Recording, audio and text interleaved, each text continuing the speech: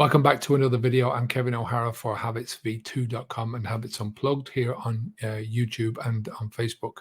Um, Today's video, I'm going to talk about the biggest failure since I stopped drinking alcohol. And it was in learning or my choice of where and what to learn.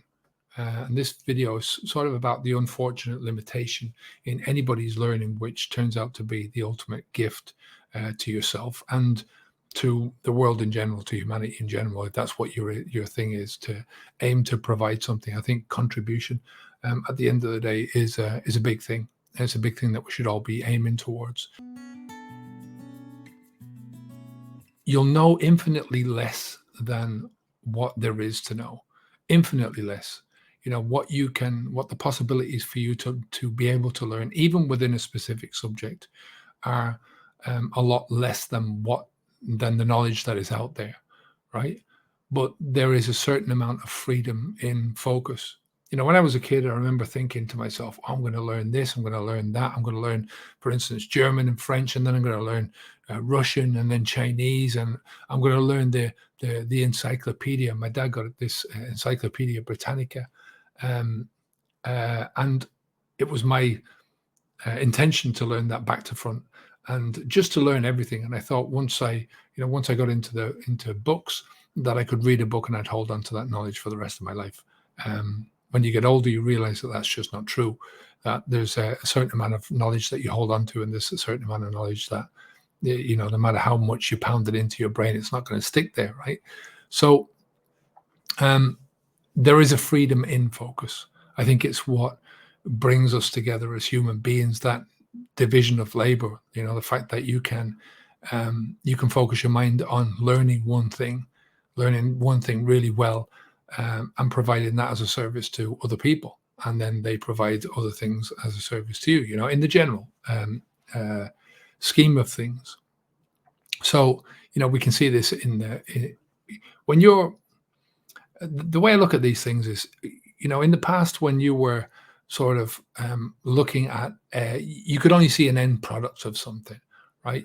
If somebody made a chair or crops or canoes or a castle, for instance, or any of those things, you generally, unless you were involved within it, you generally didn't see the process involved in making the chair, or planting and tending and growing and harvesting the crops, or building the canoe, or building the castle. All those things, you saw the end product.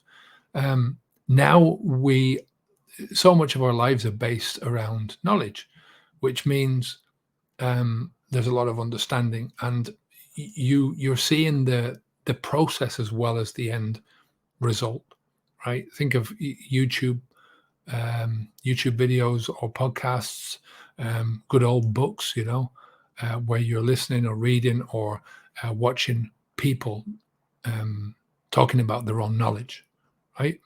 Of course, we've had books for a long time, so I think that's probably a staple. But generally, you're listening to people speaking about their particular speciality. And this is both beautiful and it's scary at the same time. Just as a short here, if you haven't liked, please like this video, subscribe to the channel, and hit the bell notification. We're going to be putting an awful lot more videos up, so hit that bell notification so you get notified of all the future videos. Like I said, it's beautiful and scary, this fact that you can see the process in people's knowledge. The beautiful part of it is that it opens up another person's mind to you. Reading a book is like getting a glimpse inside of their head, a very tidy glimpse, after they've tidied up all their. If you see, I've written a few books.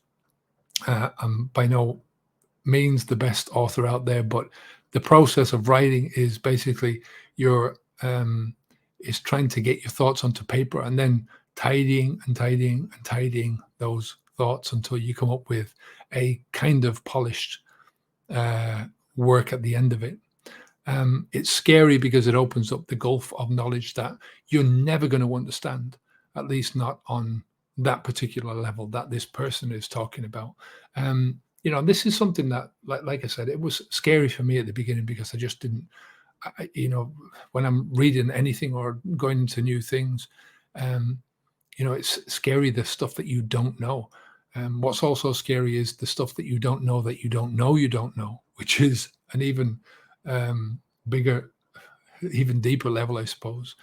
Um, so the biggest learning failure for me was university, trying to go back to university. Um, and I thought I needed it. I thought I needed it for authority, to learn, to earn a psychology degree, and then to be able to say to people, look, this is what I do for a living. And I didn't need it, even though I thought I did. Basically, it was boring. It was prescripted. It was narrowly focused towards, really dogma. That's what I can say to you. I mean, psychology is a very open and broad subject.